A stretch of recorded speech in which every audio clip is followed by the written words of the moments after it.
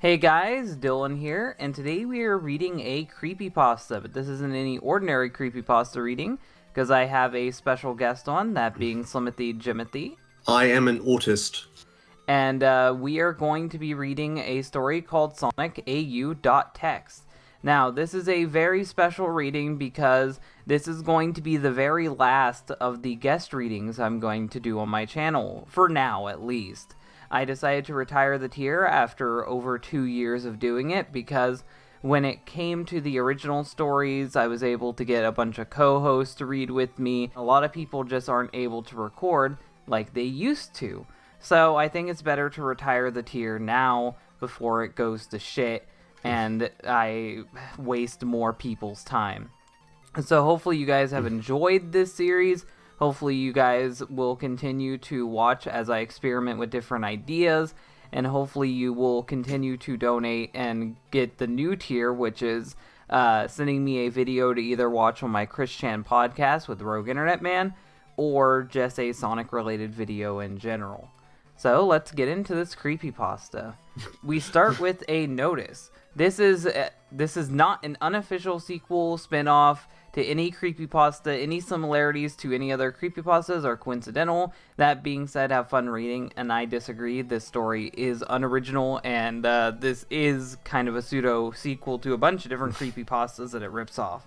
A story. Yeah. This happened to me back in 2010. I had just downloaded Fusion, a Sega Genesis CD32. Yes, I know, it has all that stuff on it. Emulator. I already had my own physical real-life Mega Drive, but I wanted to get more games on it without the cost of paying anything. Well, if you just pay a little bit of money, you can get an EverDrive, and then you can emulate practically any game you want to on your actual Sega Genesis. Well, to be fair, he is playing Sonic CD, and this is 2010s. This is like years before like the Mega ST and the EverDrive Pro, which for those who don't know, they're basically like EverDrives that let you play Sega CD games without the CD add-on on the Mega Drive. So I guess I can understand why he'd play Sonic CD on an emulator, because you couldn't do that on an EverDrive at the time. I mean, if he has his own Sonic CD, he could do it, though. Like, if he has his own Sega CD, he could still emulate it. Yeah. You could, I think maybe, can Sega CD play, like, burnt games? I'm pretty sure it can. I don't think it has any copyright protection. Yeah. I searched if I could find Sonic CD for the Sega CD, but I didn't find any website where I could download it for a decent download speed. I kept looking, and after a while, what seemed like an eternity, I found a website which offered ROMs for Sega CD. I searched if I could find Sonic CD, but the only thing I found was a hack created by some anonymous user. Okay, also, why? technically, Sega CD-ROMs are technically ISOs because they have multiple files and stuff like that. And also, this is 2010, so this is like years before like ROM sites were being taken down and stuff. So I wouldn't imagine Sonic CD at the time being that hard to find online. I also like that he is saying that he had to download some shady hack rather than just wait an hour for the other one to download. I'd rather go with the slower download speed than to download some shady hack. I downloaded that ROM since it was the only version of the game it could find, even though you had other ones. The file contained a folder which was named AU_. I had no idea at the time why it had such a strange name like that. I was curious about the folder and what it contained. So, without hesitation, I opened it. It contained a file called soniccd.bin, a ROM file and an AU text file. I opened up the text file first, but it only contained some scrambled text and binary code on top. Okay, you can go.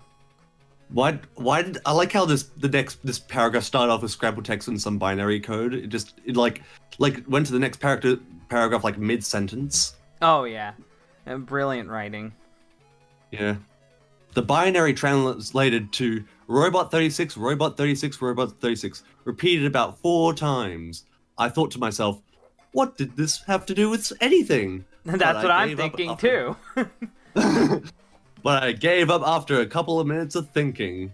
It doesn't make sense. I said it to myself. I opened the ROM file, which is actually an ISO, but on my emulator and started playing.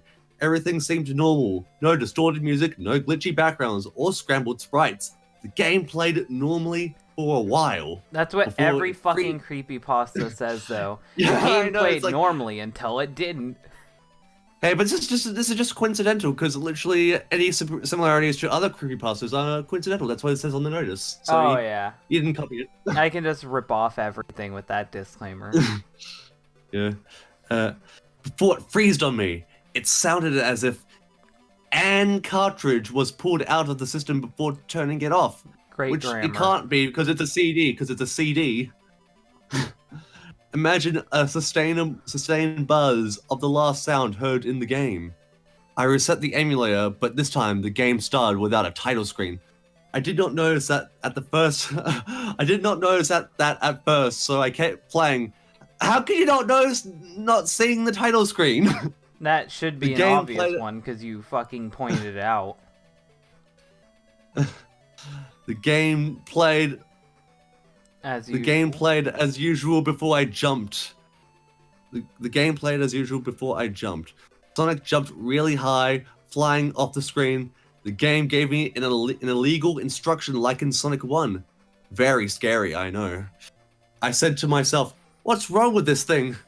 I had to reset the emulator again. Things started to get weird from now on. Okay. During the title screen, Sonic's color palette was a bit off, and the music was distorted, kind of like in Sonic.exe, and missing some parts. Fortunately, the glitches in-game, which that's just one word, in-game, no space, were not as bad. Sonic Sprite was still messed up, and the ground sprites, Wete, not were, Wete, W-E-T-E, glitched, but at least the music was still normal. I mean, at least we still have that being great one music. word. At Yeah, least being one word. at least also being one word, but at least we have the great music to listen to. The game did not have any enemies except for buzz bombers. I started, and that's actually a trope of other creepypastas too. The buzz bombers remain in the game. Weird. I started to. Buzz bomb is apparently scary. I started to suspect this hack was intended to be like this or not. I got No, intended. intended. Fuck. Intended. How did I miss that? It says intended, which is INTEDTED, to be like this or not. I got to the end of Palm Tree Panic Zone 1, but then the game froze again. Accompanied No, by it's but then game froze. But then game froze again. He's a caveman. Yes, but then game froze again, accompanied by a high-pitched buzzing noise. I reset the emulator once again, also again, and this time the game spawned me straight to Paltry Panic Zone, not Palm Tree, Paltry Panic Zone Act 2.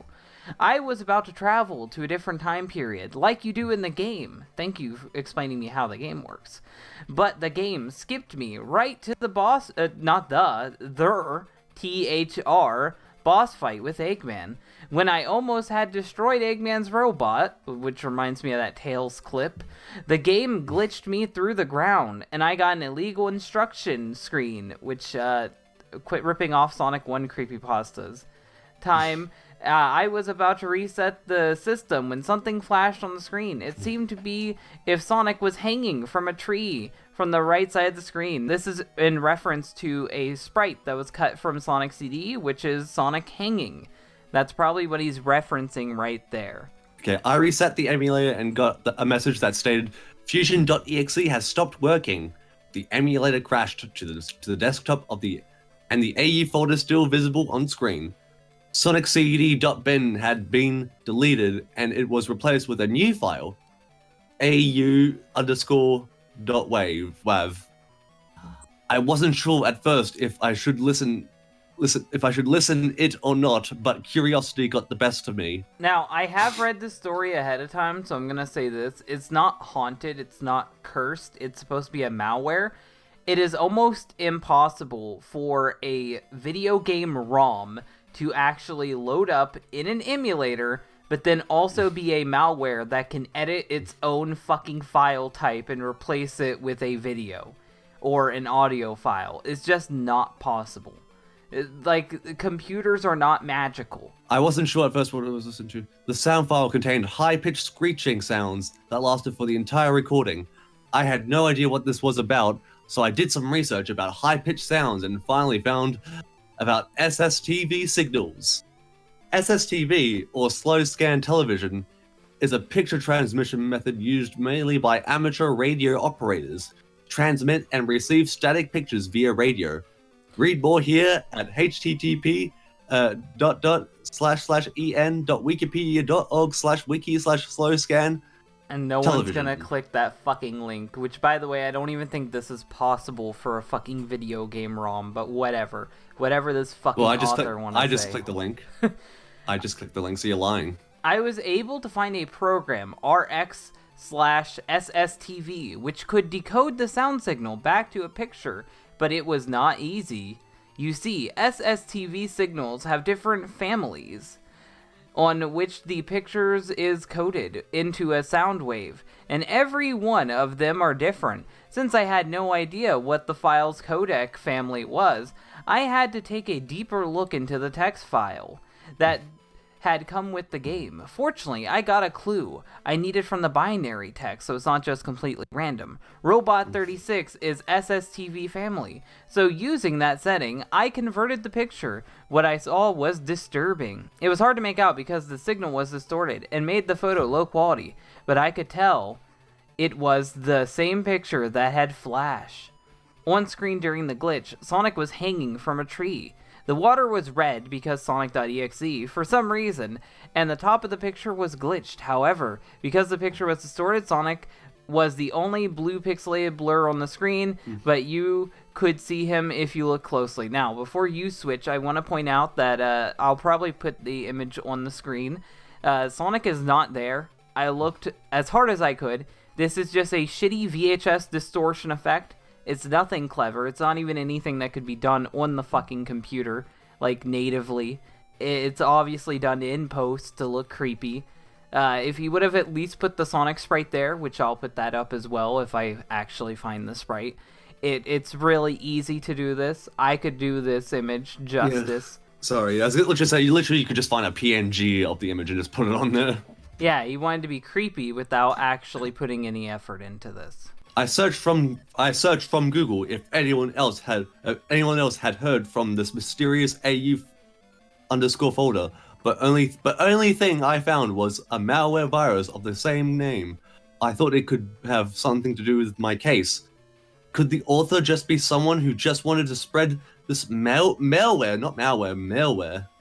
The brother of malware. Or could this something be more sinister than that? After that, I stashed the folder onto my hard drive, and to this day, I have not touched it since. I could have just deleted the folder, but nah, I feel like saving it because I am a smart, amazing gentleman. I'm gonna keep this self-identified malware on my computer. What could possibly go wrong? Let's read this little thing on the bottom. Reason I didn't post this 3 years is simple. I really didn't know about creepypastas at the time.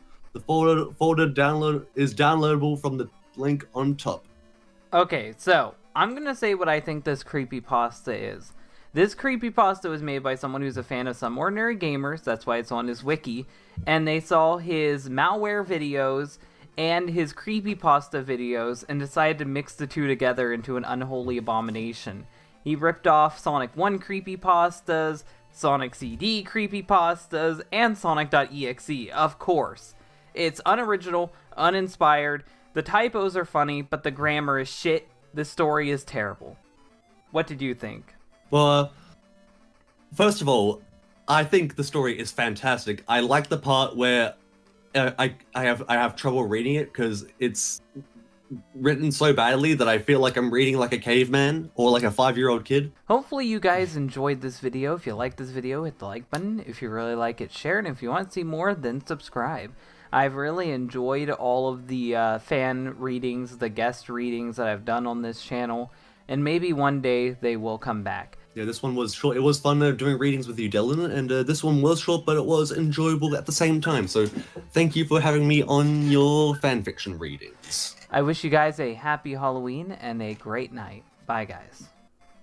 Bye. Before the credits roll, I thought I'd give a shout out to my multiple ways of making money. YouTube is slowly starting to sanitize the platform, making it harder for people to make money on edgier content like I do. So I'm reminding you guys that I have a Patreon. The Patreon has plenty of reward tiers, including seeing my podcast early, being able to join my fan Discord, and possibly even getting on the show if I can fit that into the schedule. I have video recommendation tiers that you can try to get into, and if all else fails and my YouTube falls apart, I always have a BitChute account. So remember to check out all these different things in the description below.